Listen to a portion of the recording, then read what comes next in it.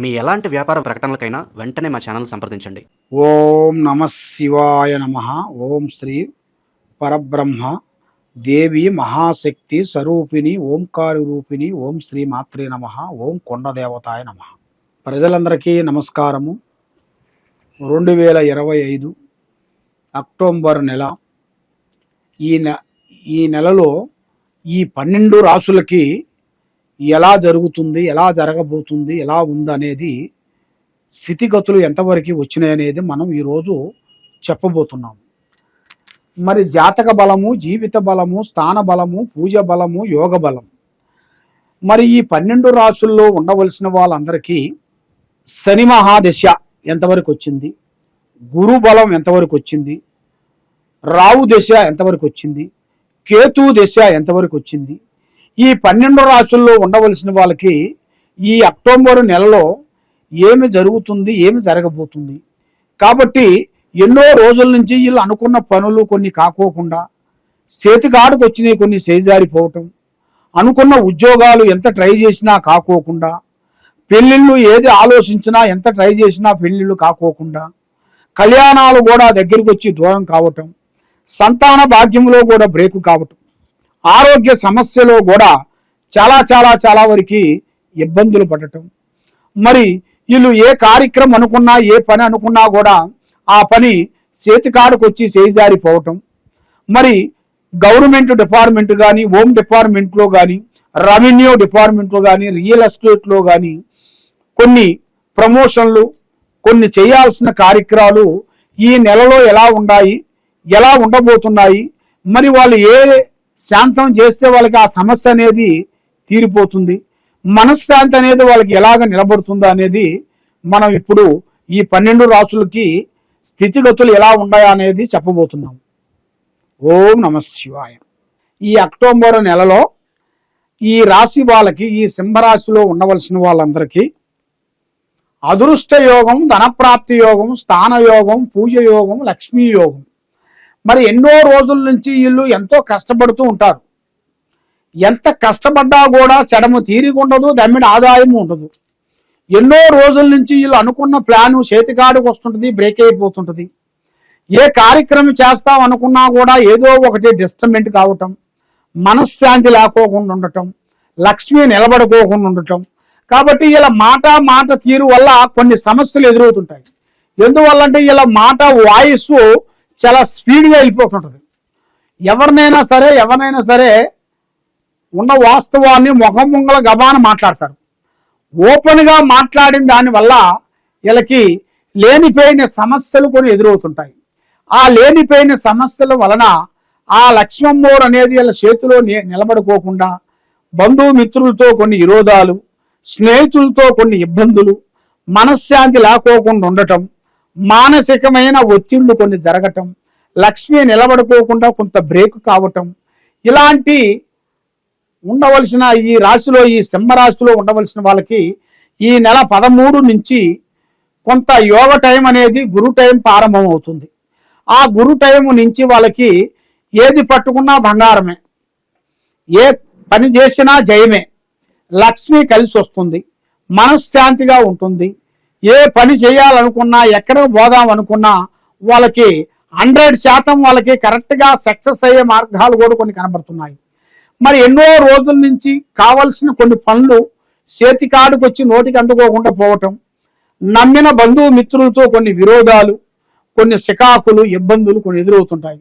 ఇలాంటి సికాకుల వలన మనశ్శాంతి లేకోకుండా ఉండటం, భార్యాభర్తల మధ్యలో కొన్ని కలహాలు, అన్నదమ్ముల మధ్యలో కొన్ని కలహాలు, అక్కజల్లెల మధ్యలో కొన్ని సికాకులు, వాళ్ళకి భూమి సమస్యల వలన, భూమి వల్ల కొంత పెద్దవాళ్ళ ఆస్తుల వల్ల కొన్ని లేనిపోయిన తగాదులు, లేనిపోయిన సికాకులు, లేనిపోయిన విధానాలు కొన్ని ఎదురవుతుంటాయి.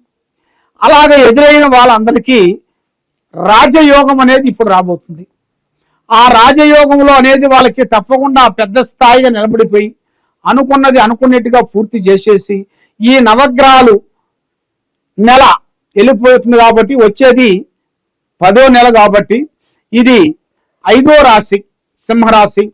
ఈ 5వ రాశి వాళ్ళకి 3 గ్రహాలు ఘోషిస్తుంటాయి. ఈ 3 గ్రహాలని ఇలా శాంతం చేయించుకుంటే తప్పకుండా ఇలా జీవితమే మార్పు వచ్చేస్తుంది. పెద్ద పెద్ద స్థాయికి వెళ్తారు.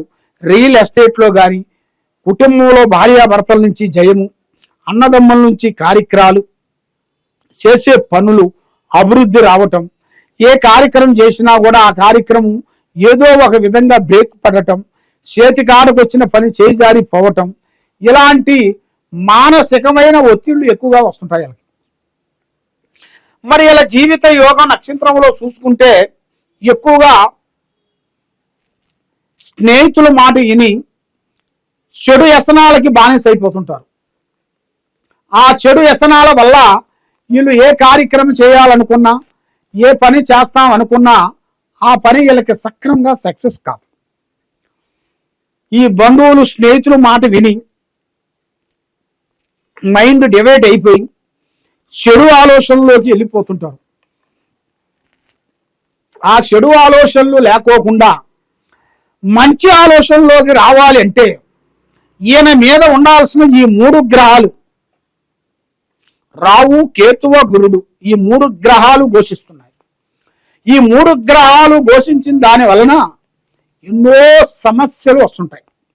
మనం సైలాంచ్గా ఉంటాం, వాడే వచ్చి మనం తిట్టిపోతుంటాడు. వాడిని ఒక మాట అనేవాళ్ళం అనం, వాడిని ఒక తిట్టం, వాడిని ఏం కొట్టం, ఏమి చేయం.